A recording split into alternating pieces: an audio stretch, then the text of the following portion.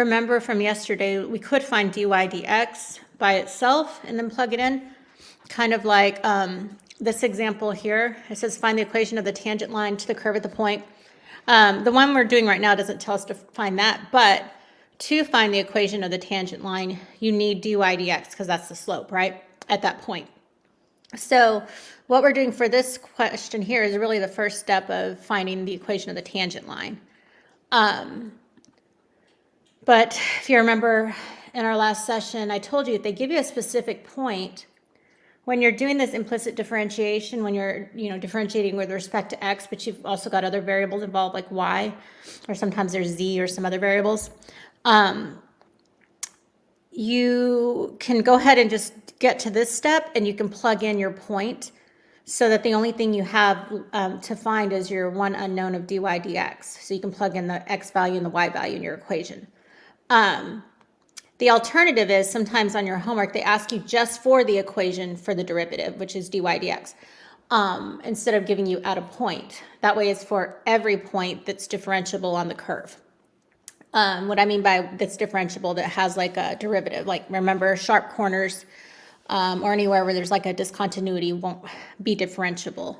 So those, you wouldn't be able to use those points.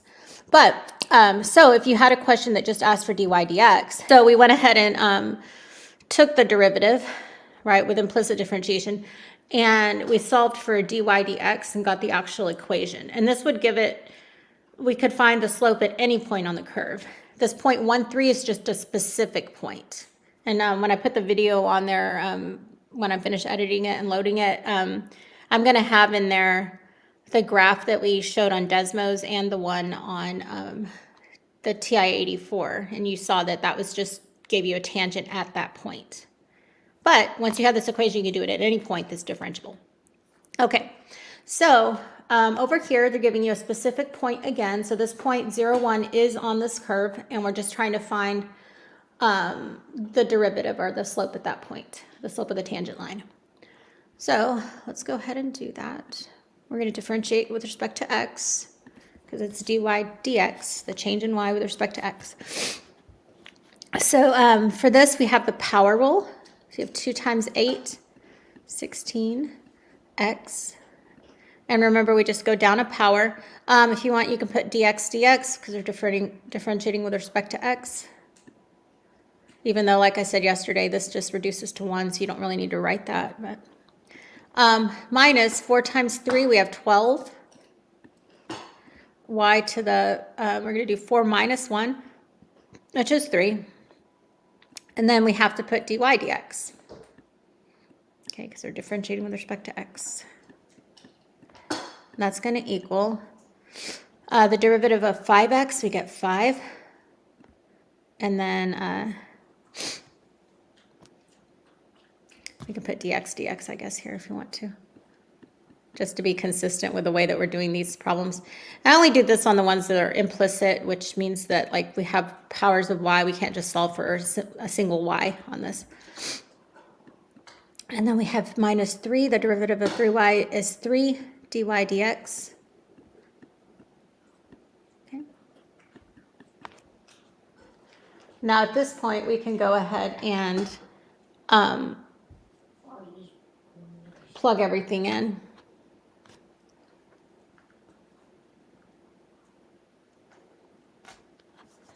So I'm going to do 16, and then I've got 0 for my x.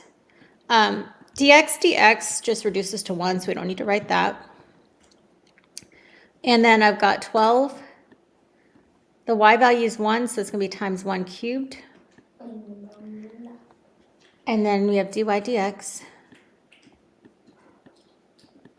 Okay. That equals, we have our 5. Dx dx just 1, so we don't need to write it. And then minus 3 dy dx.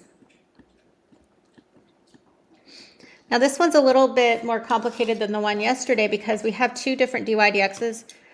So the idea on this is that we want to solve for it. We're going to put all the dy dx's on the left side, so at the end we can say dy dx equals something. And then we're going to put everything else that doesn't have dy dx on the right side.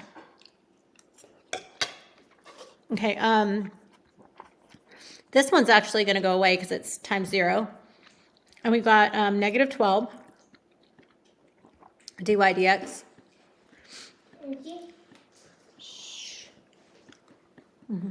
Okay, go back over there.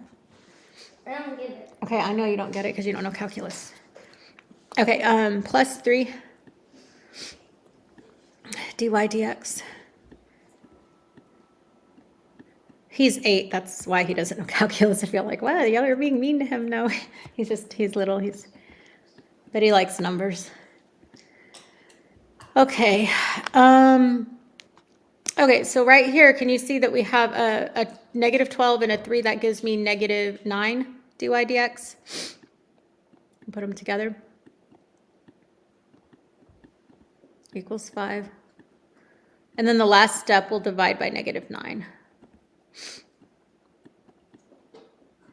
So we have dy dx equals negative 5/9.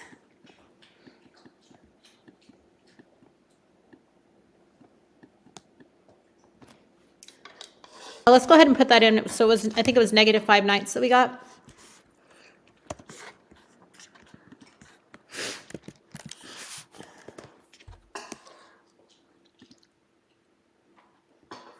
Okay.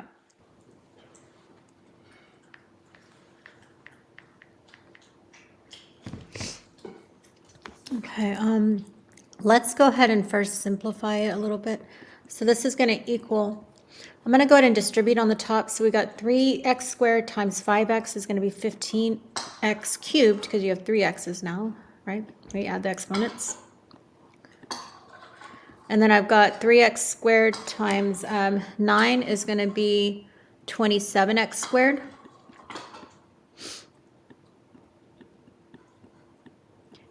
And then I've got 3 times 5x is going to be 15x. And then 3 times 9 is 27.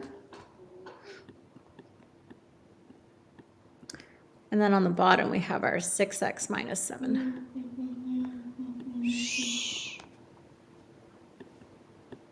Okay.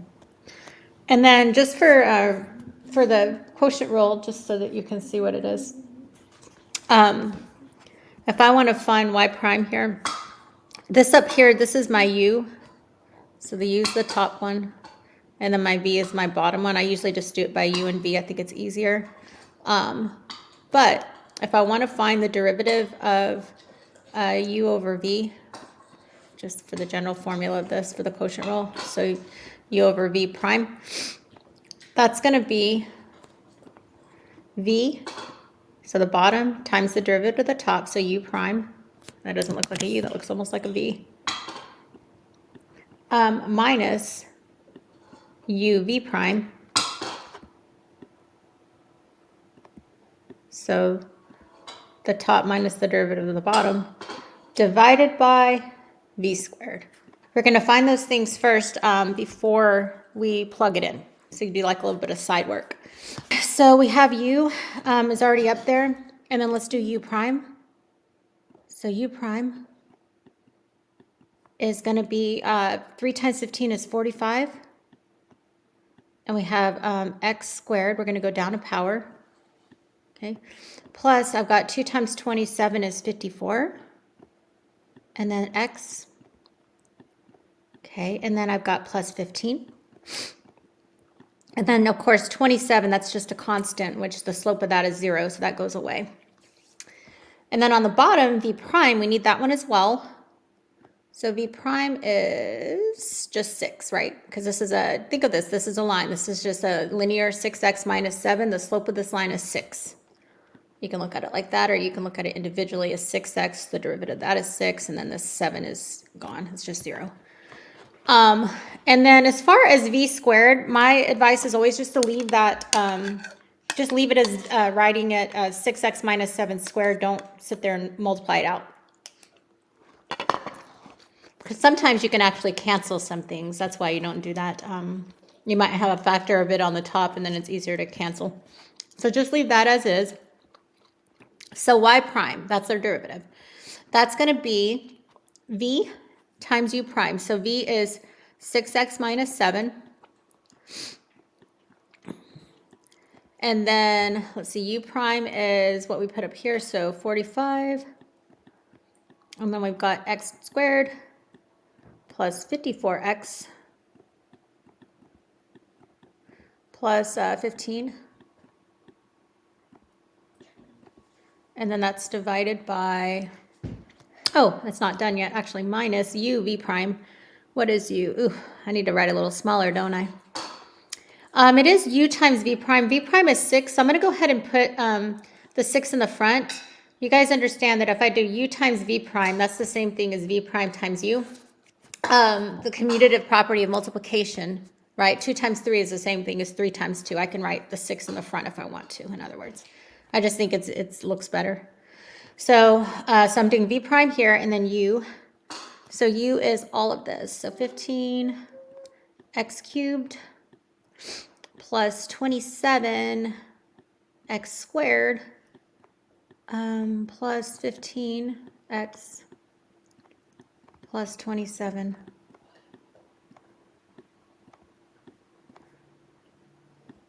Okay. And then on the bottom, it's just going to be 6x minus 7 squared. It's just v squared, so the bottom squared. All right, let's look and see what they want. They probably want us to simplify more. That's what you always want to pay attention. It doesn't say to simplify, so I'm going to experiment for you guys if you want to. But is that a different problem? Or is that the same? That's the same. It looks so weird. Oh, because we multiplied it out. Okay. Okay, let's see. Yeah, it's probably going to want simplified form, but it didn't say. So we got 6x minus 7. Let me take a picture of this in my phone so I don't have to keep going back and forth. This is where sometimes the MyLab math isn't the most. Sometimes MyLab math isn't the most, the best method when we're doing some of these problems. When I teach in person, regular calculus, I usually just do that in person when I teach for Northeast. I don't run into this problem on the tests and stuff because I give them a paper test. So I just go through and make sure that there's steps somewhere along the way that it's correct. But on MyLab, I don't know. This might make me finicky. Okay, so let's go ahead and do this. So we've got 6x minus 7, and then 45x squared plus 54x plus 15. And then we've got minus 6 times 15x cubed plus 27x squared plus 15x plus 27. And then that's divided by 6x minus 7 squared.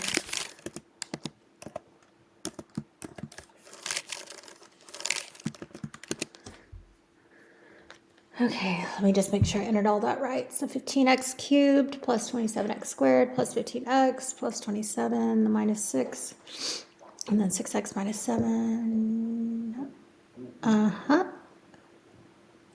That looks good. All right, let's see if it takes it. If not, we know it needs to be simplified more, and when you're doing your test that you'll need to simplify it more. Check. Okay, so it took it like that. That's nice. You don't have to sit there and multiply it all out. Isn't that nice when you're doing your own?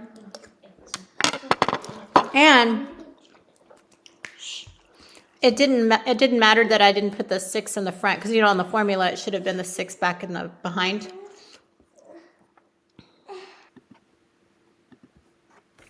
Okay, so what we have right here, we have an outside function that's the square root of x. And then we have an inside function is -7 minus 9x. First thing I want to do on this, because to take the derivative of this, it's a lot easier to write it as a power. We already learned that when you have roots. So do y'all remember what the power is? If I have -7 minus 9x, what the power is for that if we have the square root?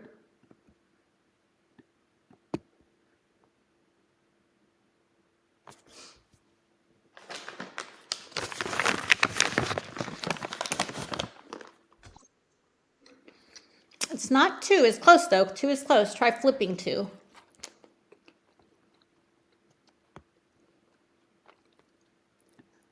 So 1/2. So you're remembering 2 for a reason, but it's 1/2. It's not just 2. Good. Who was that? Was that Angelica or Shelby?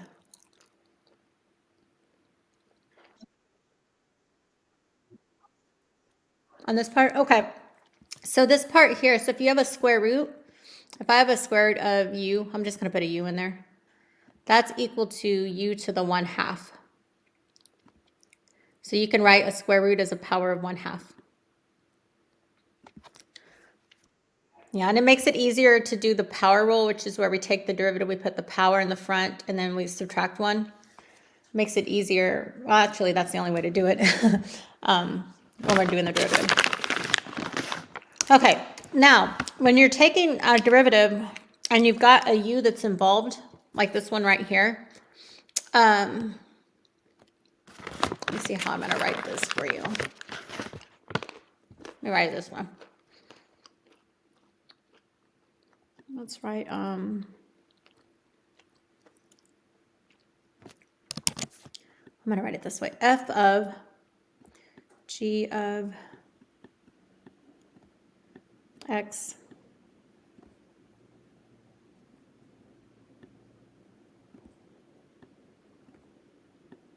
prime, we can write it like that. So the derivative of f of g of x, of a composite, that's equal to the derivative of f at g, so you leave g alone, just kind of leave it inserted, times the derivative of g. Okay. So in our case right here, f of x is the big function. F of x is the square root one. And then the inside is g of x, and I should actually do that in a different color. I think that'll work a little bit better. Let's do it like that. So you can see the inside function. I'll do that in red. So g of x.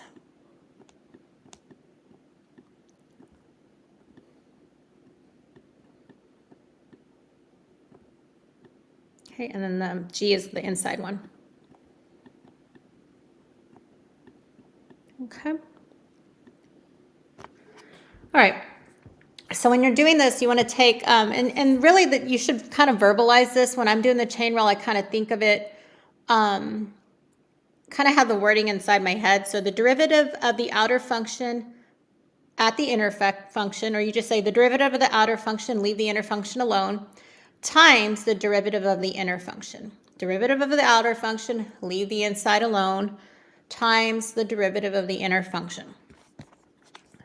Okay, derivative of the outer function, okay, which is 1/2. You bring the 1/2 to the front, leave the inside function alone. So let's write it as it is still. Okay. And to do the derivative of the outer function, you have to do 1/2 minus 1.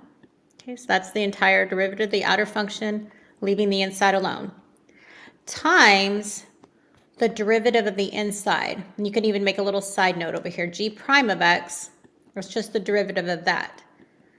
So it's going to be, you got -7 just goes to 0, and then -9x, it's just -9. I'm going to write that in red. Okay. So this is times -9. Okay, now it's, after doing this, it's just simplifying. So I can do this -9 times the 1/2. I've got -9/2. Just put that there. And then this is -7 minus 9x. And then 1/2 minus 1. I'm going to do the side work over here for you. 1/2 minus 1 is the same thing as 1/2 minus 1 can be written as 2/2. We always want to try to get the same denominator, so you can just, the trick is if there's a 1, just put the denominator on the other one over itself. So 2 over 2 is 1. That's going to be 1 minus 2, which is -1, and it's still over 2. So pay and shh. So this is the new power that we have here. And then we don't want to keep it like that. I mean, it might take that answer if we put it in MyLab, but it's just not good practice to leave a negative exponent. So when you guys looked at it, I had put that one little practice test, which by the way, I still need to go in, those that did do the practice test, I still need to go in and add the extra up to 10 points that you get on exam 1. So if you were wondering about that, I'm going to do that. So, but if you did take advantage of that and get the practice on exponents, you saw that if I have x to the negative n, that's the same thing as 1 over x to the n. So if you have a negative exponent, just move it below the division bar. And so for this here, we've actually got, I'm going to rewrite this so you can see something a little different. This is -9 times 7 minus 9x to the -1/2. And all of that is over 2. Now can y'all see the division bar? And so this little piece here, all of this, I'm going to move down. We're going to move it down so that we make it positive. The 9 stays up top because that doesn't have the negative exponent, but this entire thing in parentheses. So it's going to be -9 over let's put the 2 in the front actually. 2 times -7 minus 9x to the 1/2. I believe MyLab Math will take it like this. I think we did a problem like this the last time we did a review. Not the last time, for the last exam 1, there was some like this. But it's still good for you to know, if you started out with a square root, why not go ahead and finish and write it as a root? So I have -9 over 2. And then I've got 7 minus 9x to the 1/2. That's just the square root. Square root of -7 minus 9x. And that's our final answer.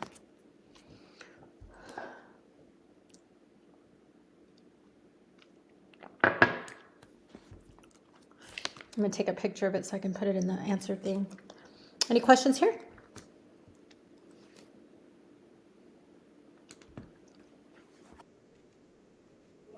The 1/2.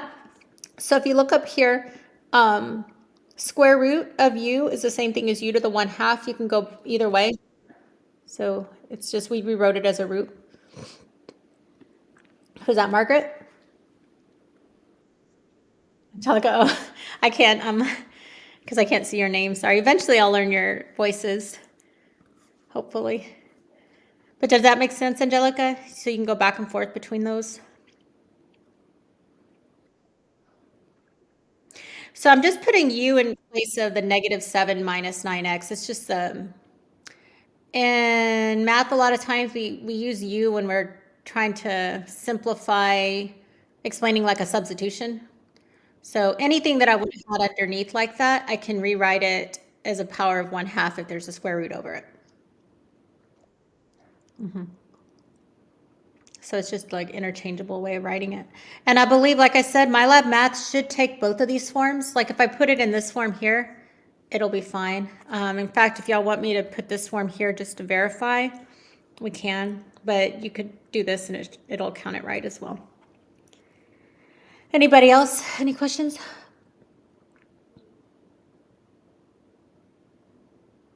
I took a picture. I never can remember. So -9 on top. And we have the 2. And let's put it, instead of writing the square root, let's do it like this just to show you that I don't think you have to go all that far. Okay, and then we got our power of 1/2. There we go. I pushed enter. I guess that doesn't work. Check answer. Yeah, so it took it like that. We didn't have to rewrite it as a square root. All right.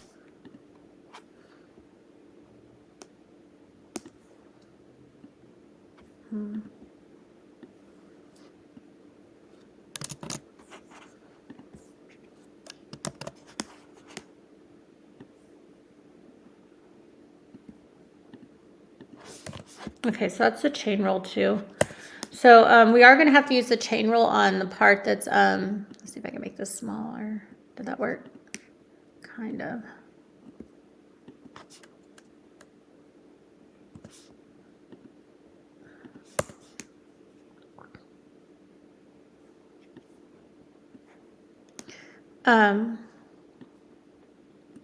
We'll have to use the chain rule on the part that has e to the, because you've got the 4x and negative 4x that are inserted. Those are your g of x functions. So we're going to use those there. I'm going to go ahead and underline those in red. Okay.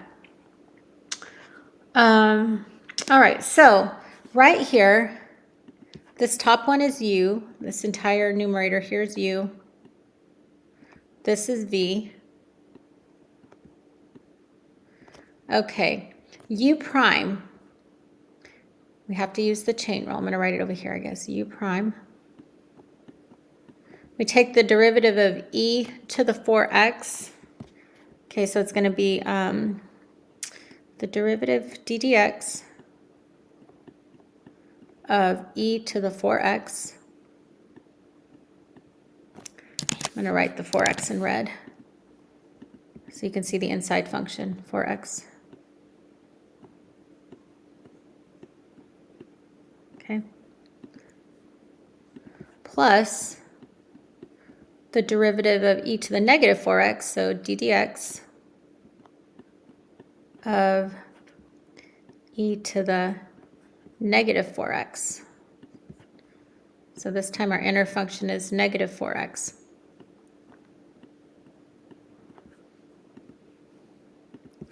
All right, that's going to equal the derivative of e to the x. So just in general, so ddx of e to the x is actually e to the x. So it's just itself. But if you have something in there, like if you have a u in there, so ddx of e to the u, okay, that equals e to the u times u prime. So that's really just the chain rule, but you'll see it written like that, like in the textbook and some other places. So e to the u would be this derivative of the outside, right? The derivative of e is e to the x. So e to the u, so this whole thing, derivative of e with u inside without doing anything to it, times u prime, which is your g prime of x. Okay, let me see something here.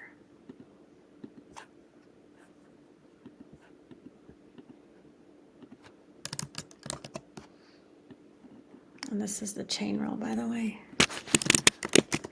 So this is the chain rule just in general when you have f of g. This is the chain rule when you look at it with specifically for e. All right, so over here we've got e to the 4x. So the derivative of e is just e to whatever it is, right, the 4x, times the derivative of 4x. Well, the derivative of 4x is just 4. Okay. Okay, and that's going to be plus, we've got e to the negative 4x, the derivative of e to the negative 4x, so e to the negative 4x, since it's just itself again, times the derivative of that inside, so the derivative of the negative 4x, which is just negative 4.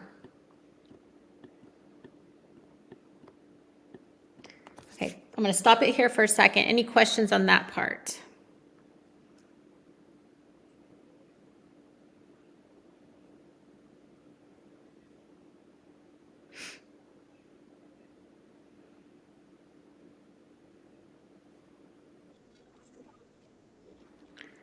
Okay. Yeah. Okay. Then let's continue kind of simplifying it up here before we plug it into the formula. So I've got these 4's right here that we can take out. Let's take out a 4. Let's see. Oh, do I want to do it like that?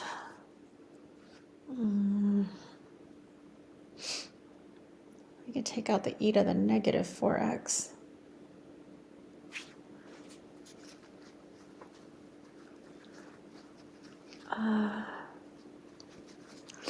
Let's just leave it like that. Yeah, let's leave it like that. And I guess we could take out 4. We'll just take out 4. So if I take 4 from here, I just have e to the 4x, right?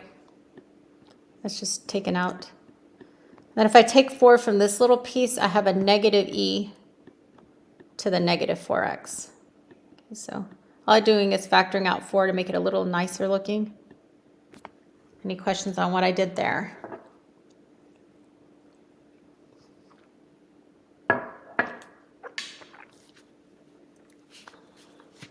Okay. Okay, if there's no questions, I'm going to continue then. And then, so that's u prime. We have u, we have v. And then v prime, well, it's just the derivative of x, which is just 1 then. Okay. And we can even write that here. So it's d dx of x, which is just 1.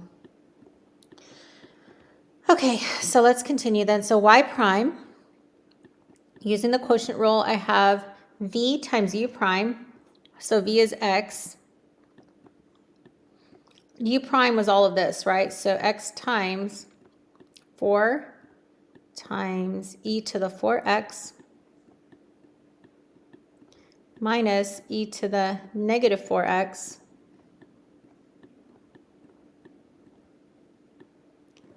and then we're doing minus u, so all of that top thing. So minus u, e to the 4x plus e to the negative 4x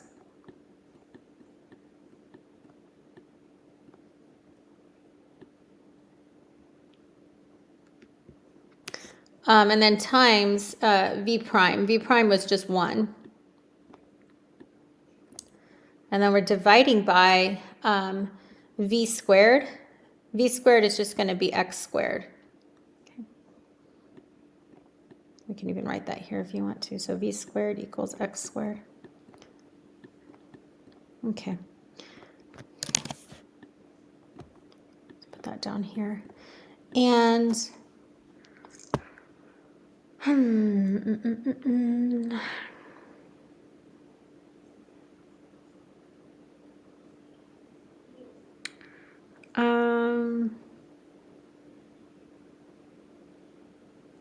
we can probably, we could simplify this some more, but I'm pretty sure it'll take it like this.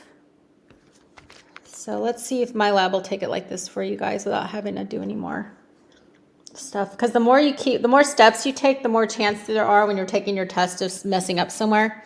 So so far it seems like on the problems we've been doing on here that they're taking the first step of the simplification, which is just inputting it in the formula. So if y'all are good with that, I'm good with that too, because I want you guys just to get the practice that you need. Plus, ultimately, what you would do is, like you saw in some of these other problems where you're actually finding the derivative at that point. That's the whole goal of getting that equation, is so that you can find the slope at a certain point. It's great if you can do a bunch of algebra and simplify it down to something more condensed or whatever, but that's not going to help you or change, the process of getting the derivative at a point. So you have the slope of the tangent line. That's the whole goal. So let's put this into MyLab Math. We have a fraction, so I'm going to do this. It was x times 4. I'm going to go ahead and put 4x. That looks a little better. And we have, let me see if there's an e on here. Let's see, e. Where's e at? Here it is. E to the 4x. Okay, and it was minus e to the negative 4x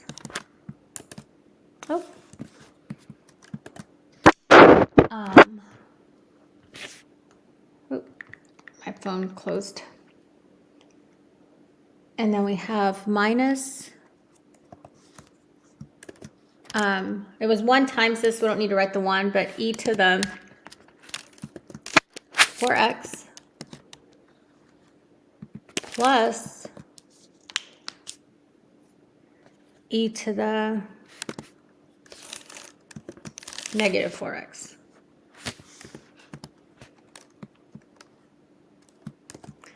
And then all of that divided by x squared. And I'm just going to double check my work. Y'all should too. Just kind of looking at it real quick. Make sure I entered everything right on here. It looks good. Any questions here before I check answer?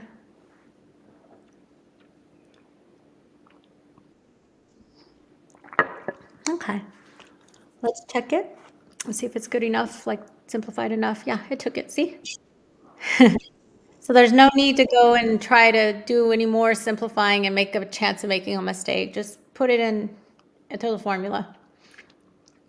Okay, so in this case, my top function is here. This is u. And this is v. Oh, that u doesn't look like a u. It looks like a v. U. There we go. That's v.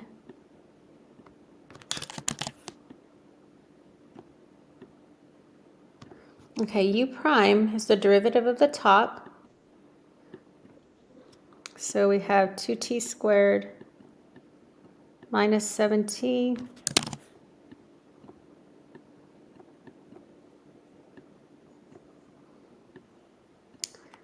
dy dt. So it's not we don't have an x this time, right? It's a t. Okay, and the derivative of that is going to be 2 times 2 is 4. So we're just the power rule.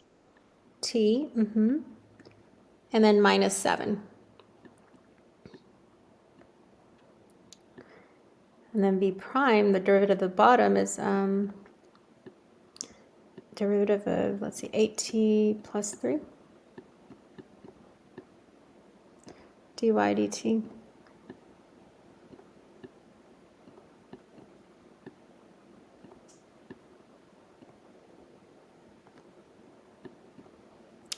Okay.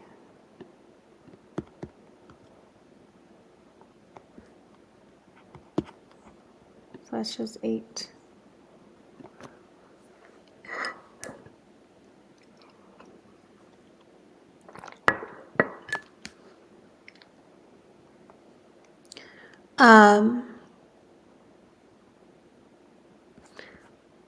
And let's just do dd. I'm going to write it a ddt. It looks a little better because you already have these are your y's anyways. All right, so we have u, we have v, u prime and v prime, and then I guess we can write v squared, but like I said, on these problems, just leave it squared. Don't sit there and multiply it out. Just write it like that. So v squared is 8t plus 3 squared. And this one, we just simply plug it in. So f prime of t, you've got your v, which is this bottom one. So 8 t plus 3. Okay, times u prime is 4t minus 7.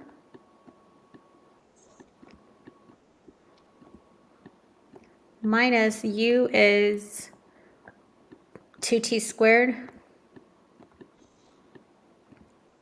minus 7t. V prime is 8. And in times 8 here, I'm actually going to put the 8 in the front. Like I said, it looks better if you just have a number there. So it's going to be v prime u instead. It doesn't, still the same thing. And then on the bottom is just v squared, so 8t plus 3 squared.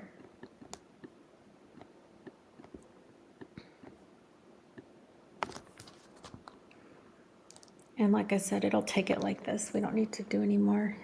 If you wanted to simplify it, you could just multiply everything out. There's no need, though, on here to do that. Any questions on this one?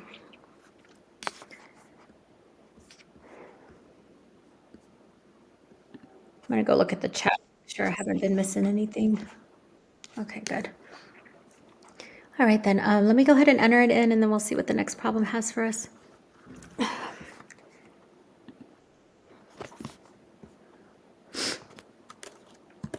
So we have 8t plus 3 times 4t minus 7 minus 8 times 2t squared minus 17 divided by 8t plus 3 squared. Good. And then we just put check.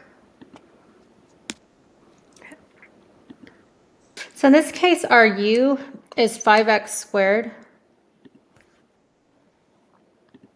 So we can write this here. So u is equal to 5x squared, which means u prime, we do the power rule, 2 times 5 is 10, and then x. Okay, so 10x. And you go down a power, but you don't have to write the 1. 2 minus 1 is 1. So when I'm finding the derivative of this, so y prime, we're going to have the negative 4 just stays, it's just a constant or a coefficient in front. And then e to the u. So e to the u, our u value is just 5x squared, so leave it alone, if you see in the formula here, times u prime. U prime was 10x. Okay, so u prime. And then you can go an extra step and simplify. So negative 4 times 10, we get negative 40. And then we have our x times e to the 5x squared.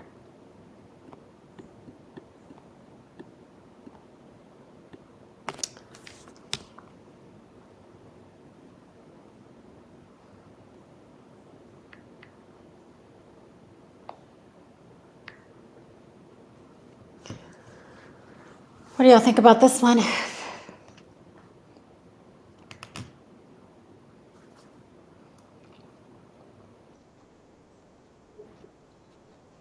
A little easier? Okay, good. You're welcome. Let's see, what did we have? It was negative 40x times e to the 5x squared. Is that what it was? What was it? Yeah,